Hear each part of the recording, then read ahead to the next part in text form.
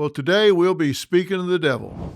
It's okay to laugh at the play on words because there sure ain't nothing else funny about today's real story. It's actually sickening.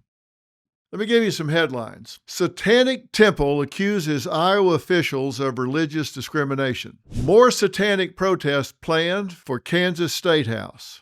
Satanic temple opens telehealth abortion clinic for Maine to secure satanic abortion ritual. Those are real headlines from the past few weeks from 3 different states. Now, this is the real test for free speech in America. The First Amendment protects all speech. It protects lies. It protects, it was passed not to protect convenient speech, but to protect the speech that nobody wants to hear. If you're willing to stand up and fight for free speech of that which you find detestable, that which you find so offensive to your sensibilities, but yet you'll fight for their right to have free speech, then you're really a believer in the First Amendment. And that's what's happening here. Let's start by talking about Iowa. The Satanic Temple, Iowa, went to court because the state wouldn't let them use the Capitol building for a December holiday display. The new civil rights complaint from the Satanic Temple of Iowa. This is the group that has put up displays like that one inside the state capitol in the past. They said it was discrimination. Now, Iowa did allow a satanic display in 2023. It was an inverted pentagram, poinsettias, and a statue head of a horned deity. And somebody destroyed it. Surprise, surprise.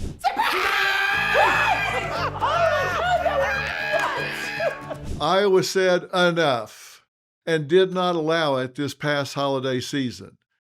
Hence the court case. We are Iowans, and we are simply seeking to exercise our right to freedom of religion. The Satanic Temple of Iowa says the event intended for December last year was meant to be family-friendly, with coloring sheets and a costume contest part of the activities.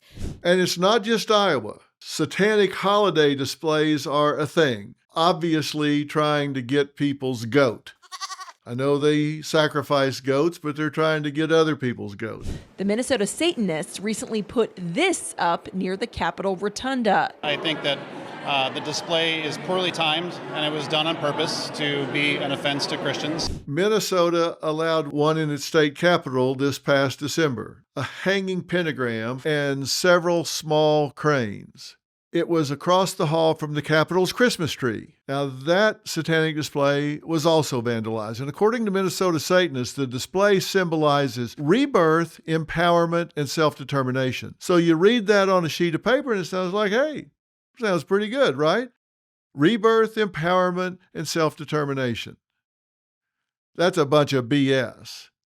The only reason they're doing this is to jack with people, to mock Christmas and Hanukkah and the First Amendment.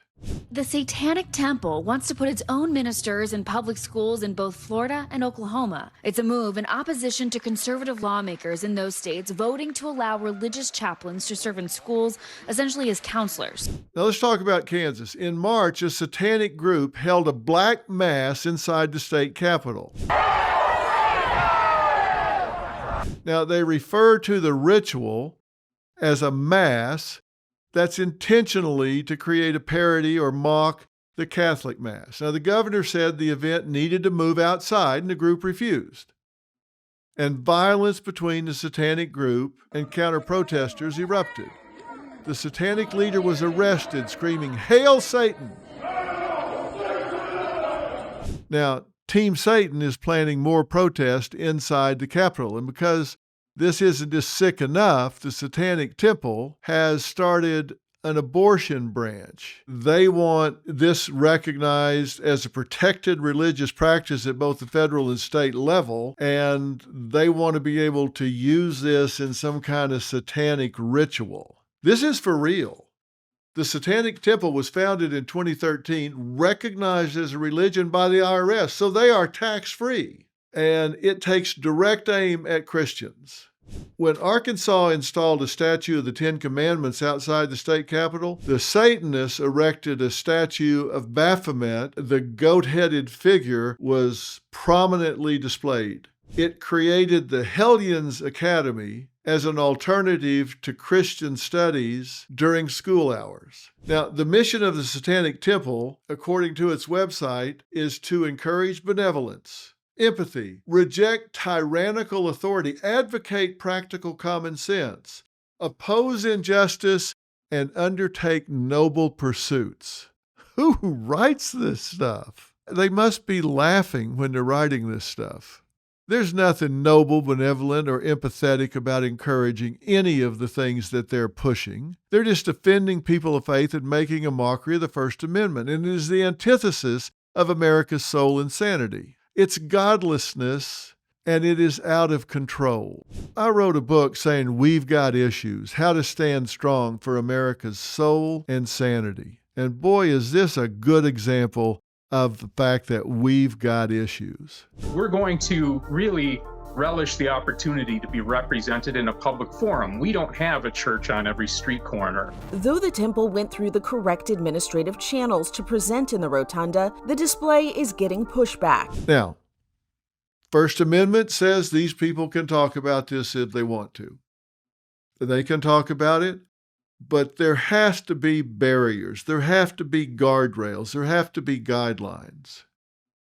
And that doesn't mean we have to fund it, we have to empower it, we have to prominently place them where it is offensive to the sensibilities of everybody around.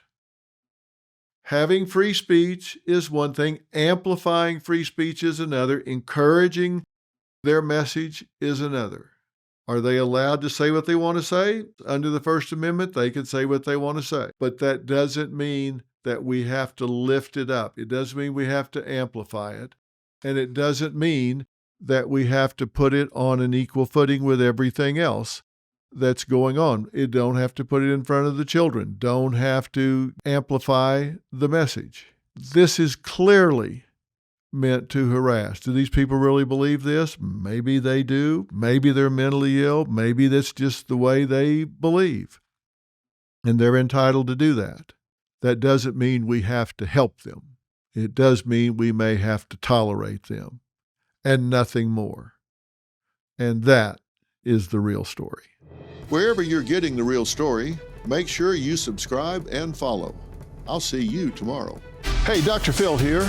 My network, Merit TV, has it all. Now, let me blow your mind. Merit TV's got the news that matters. The selection of a new pope. Entertainment you crave. Busted. Everybody in good mood today? And live events. Surprise. What am I, chopped liver? With serious punch. Big shot. Go to merittv.com and download the Merit TV app today. Hey, Dr. Phil here. Your savings are at risk. With the economy on shaky ground, the dollar losing value, and a $2 trillion deficit, things could spiral. Don't wait for the worst. Take control of your financial future now. I trust Preserve Gold to safeguard my accounts, and I urge you to do the same. They're the only precious metals company I recommend. What are you going to do to protect what's yours? Claim your special offer and learn how to reinforce your financial future. Visit drphilgold.com to get your free precious metals guide from Preserve Gold.